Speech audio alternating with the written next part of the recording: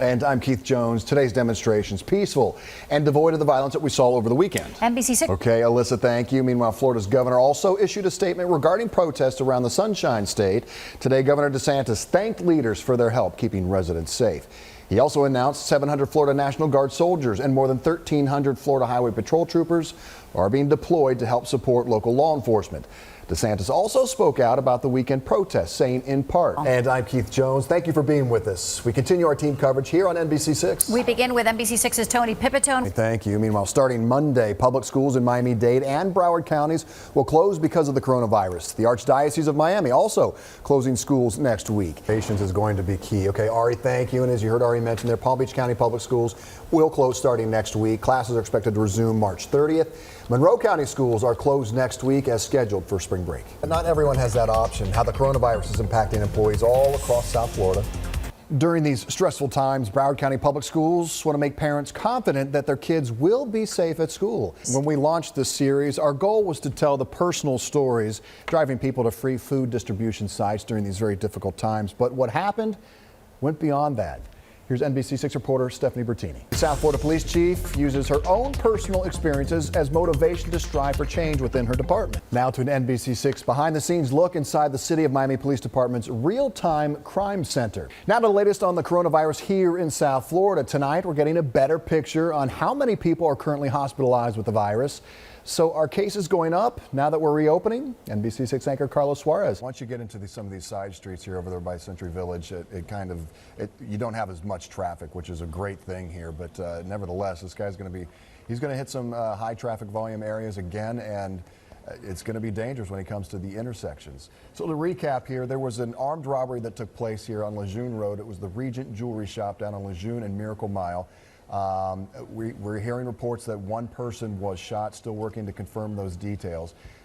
The suspects jumped into a UPS truck. There are two suspects, we're told, and also the UPS driver is in this truck. They took the turnpike. They headed up the turnpike to 75. They got off on Pines Boulevard, and they just headed into some side streets there.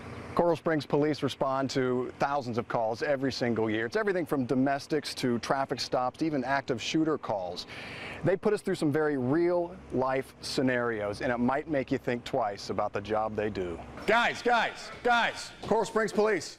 Coral Springs Police Training.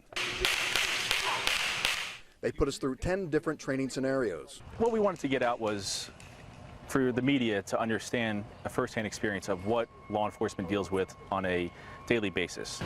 It pounds home the point just how scary and dangerous an officer's job is. Approaching a car at night from the wrong side during a simple traffic stop can turn deadly. Turn down the music, please. Why'd you stop him? You ran a red light. What we do? You ran a red light.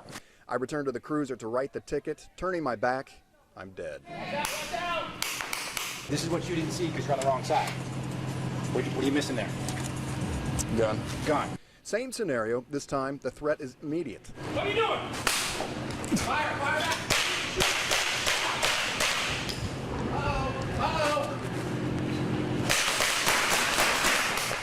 An officer has to approach the job with the mentality that once there's an imminent threat, force, even deadly force, should be used. I receive a call about a burglary in progress. It appears a man is breaking into an apartment in the dark.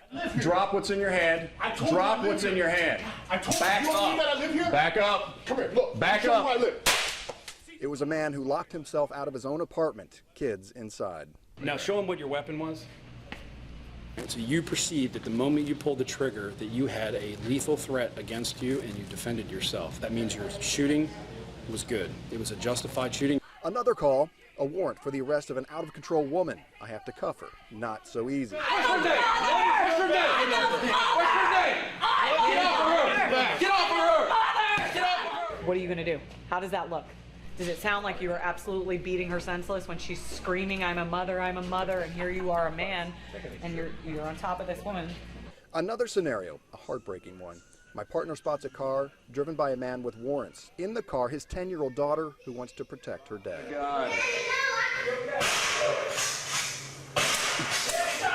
My partner is shot. I shoot her, but not before being shot myself.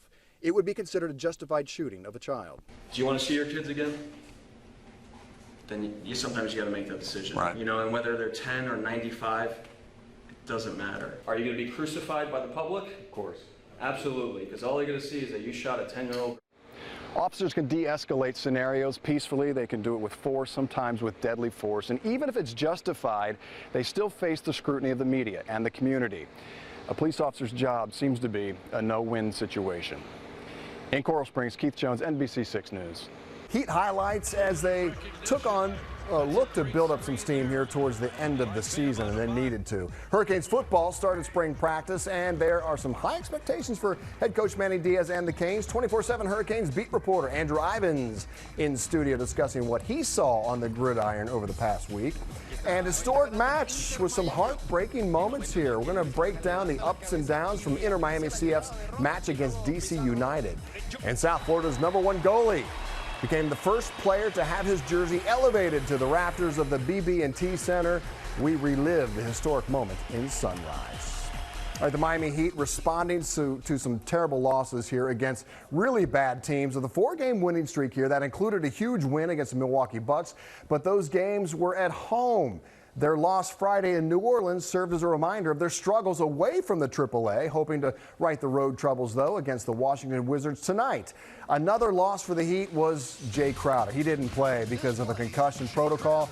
Because of this, he was hit by Zion Williamson there. Well, it wasn't a problem for the Heat early on here. Duncan Robinson feeds to Bam, and there's the slam. Heat open up 16-7 run. Later in the quarter here, Davis Bertans, the Latvian laser, hits his first of 8 3-balls tonight. Guy was on fire. Heat still up by 7. Second quarter, Bam Adebayo gets the tip off the rebound and the foul. Heat up by 9.